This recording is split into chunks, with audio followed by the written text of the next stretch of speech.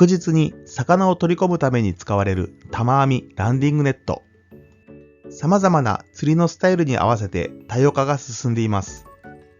ここではスタイルごとに適した玉網ランディングネットのタイプとその構造、素材などについて詳しく解説していきます。釣り仲間のグッチアッキーさんによる釣りの学び系ブログで公開している玉網ランディングネットの記事も合わせてご覧いただけましたら、もっと深く学べますので、ぜひ一緒にご覧ください。本日の結論です。網はキープかリリースか、枠は用途か所有欲か、絵はよく行く釣り場の長さ。本日の目次です。適材適所で使い分ける。玉網の構造と各パーツの素材。玉網の正しい使い方。この3つについて解説していきます。適材適所で使い分ける。玉網ランディングネットを使用する最大の目的は大きな魚を取り込むことです。魚が最もバレやすいのは魚を水面から引き抜くときに起こります。道糸が切れたり、竿が柔らかくて魚が持ち上がらなかったり、針がすっぽ抜けたりするケースが多々あります。玉網を使えばこうしたリスクを避けて取り込める確率が飛躍的にアップします。玉網とは手網からタモ網となり、さらに玉網と呼ばれるようになりました。言葉のニュアンスから一般的に枠が円形のものを指します。一方、ランディングネットは玉網と同義でありますが、ルアーフィッシングやフライフィッシングと同時に日本に普及しました。そのため、これらの西洋式の釣りで使用されるものをランディングネットと呼ぶのが一般的です。その形状は三角型または涙型が多くあります。枠の形状で玉網、ランディングネットを呼び分けるのは厳密には正しくありませんが、大体において円形が玉網、三角型、涙型はランディングネットと捉えても大丈夫です。玉網、ランディングネットは対象魚やフィールド、釣りのスタイルに合わせて使い分けることが大切です。まず絶対条件として枠の部分が水面まで届くことです。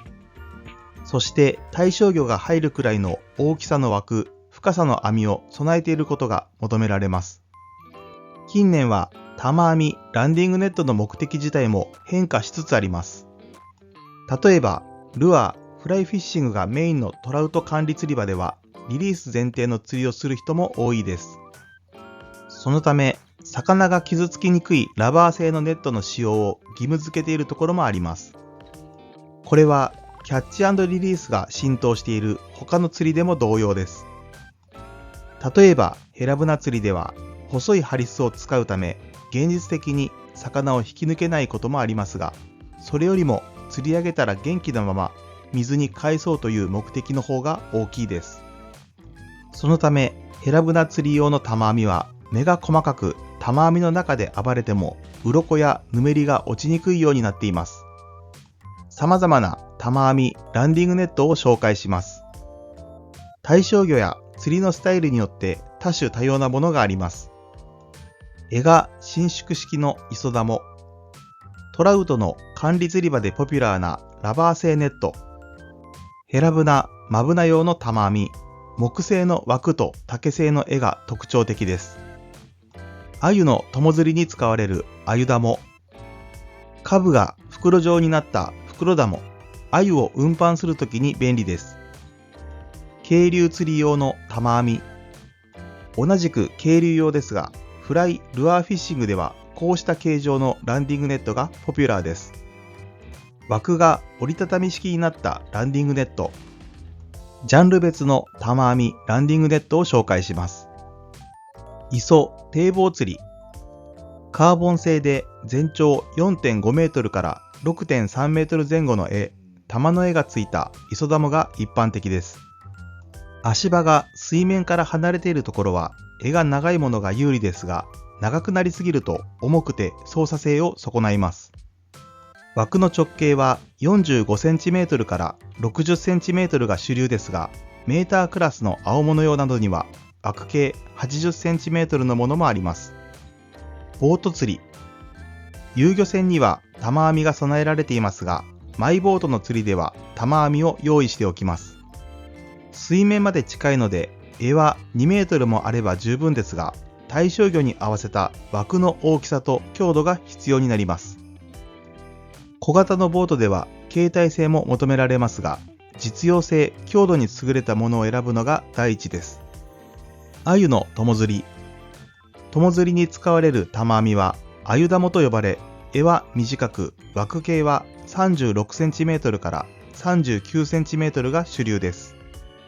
網目は 1mm から 1.5mm と細かいです。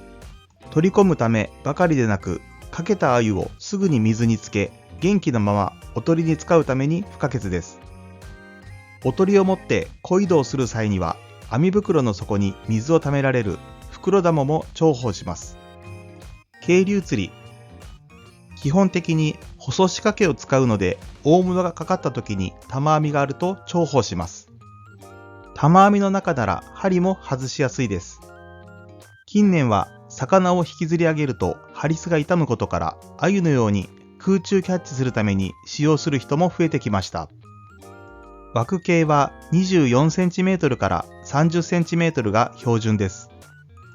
鮎玉と同様に柄は取っ手のみになります。ヘラブナ釣り。細いハリス、柔らかい竿を使うため、小型中心の釣り場でも玉網は必要です。針が通らないように網目が 1.5mm から 2.5mm 間隔になっています。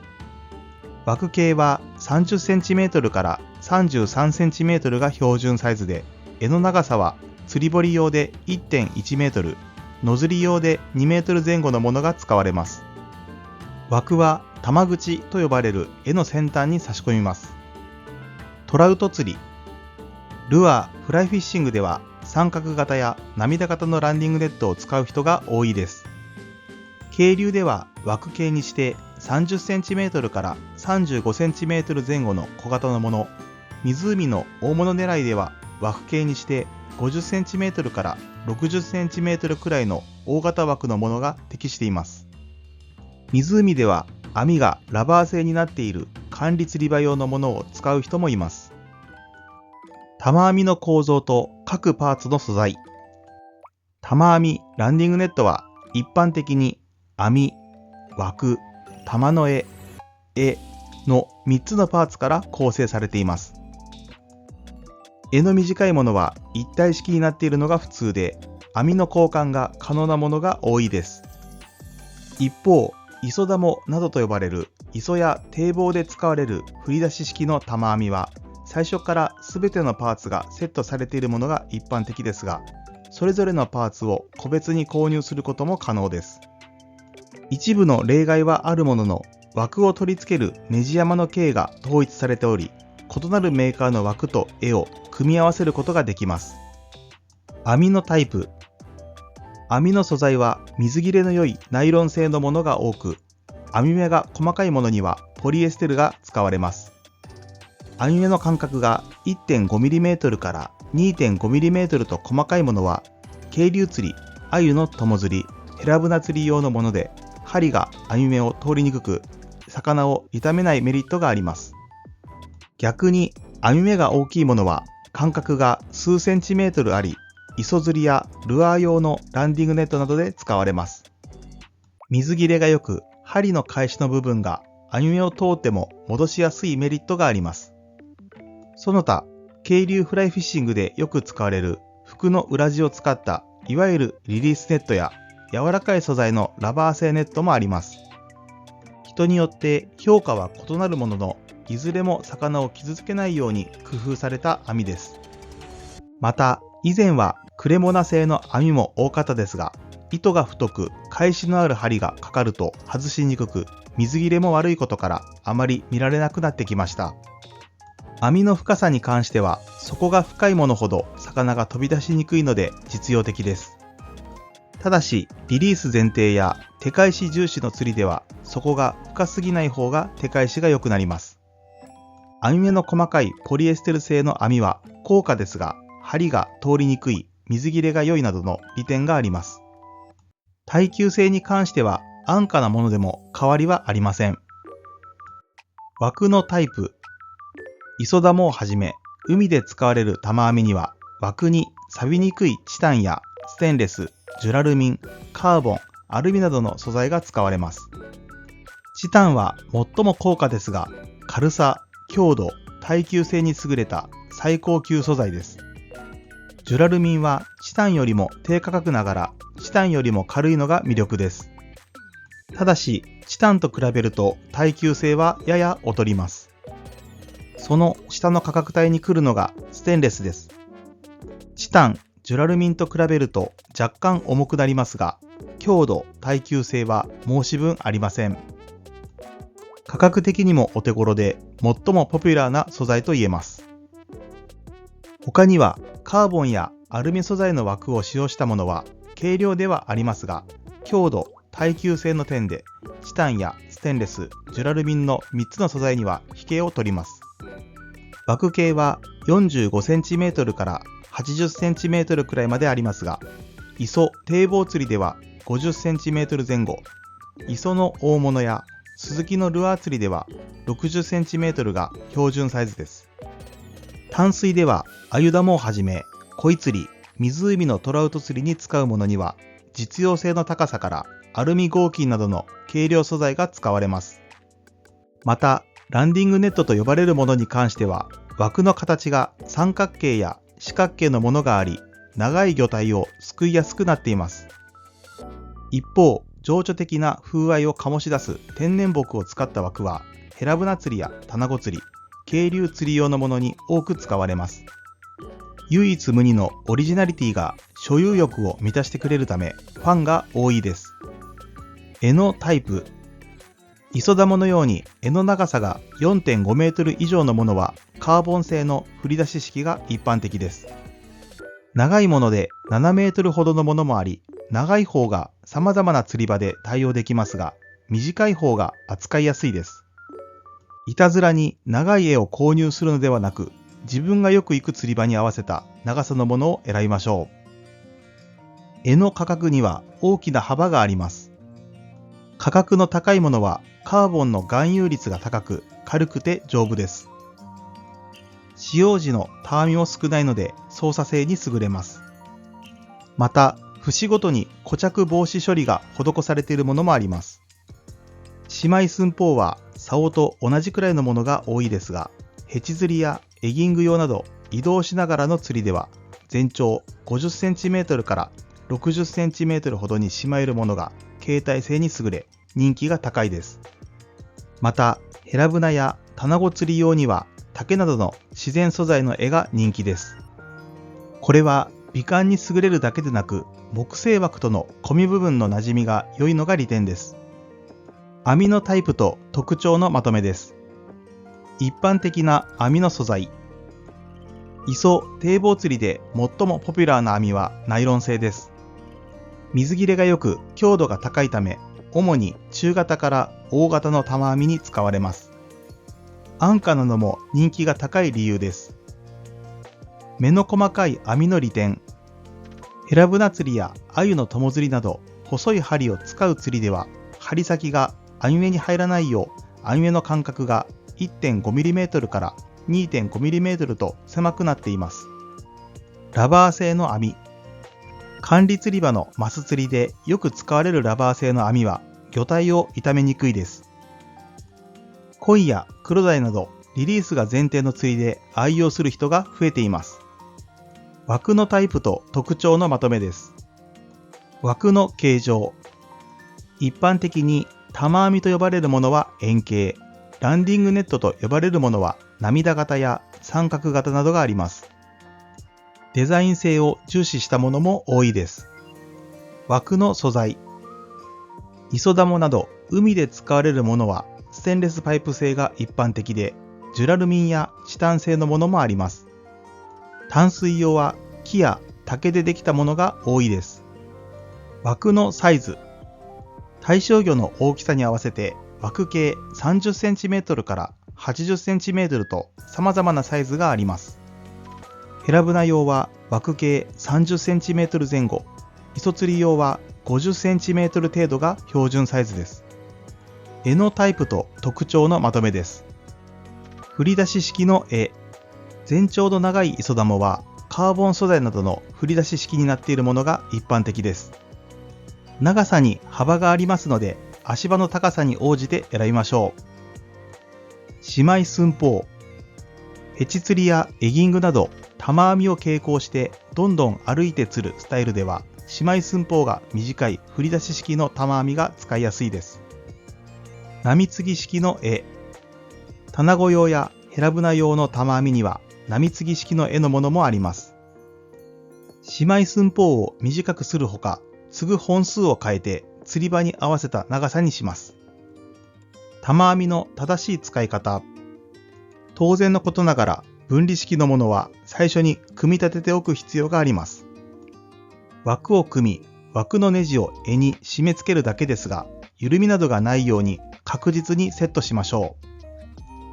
魚を網に入れる際は、決して玉網で魚を追いかけないことです。網の中で魚が暴れると飛び出してしまうこともありますので、誘導できるくらい弱ってから網に入れましょう。魚の頭から体の半分以上が網の中に入ったところで、道糸を軽く緩めれば、自然に魚は網の中へと入ってきます。ただし、アオリイカなどは魚とは逆方向に逃げようとするので、胴の方から網を差し入れるのがコツです。魚が入ったら枠を水面上に出し、手元に引き寄せます。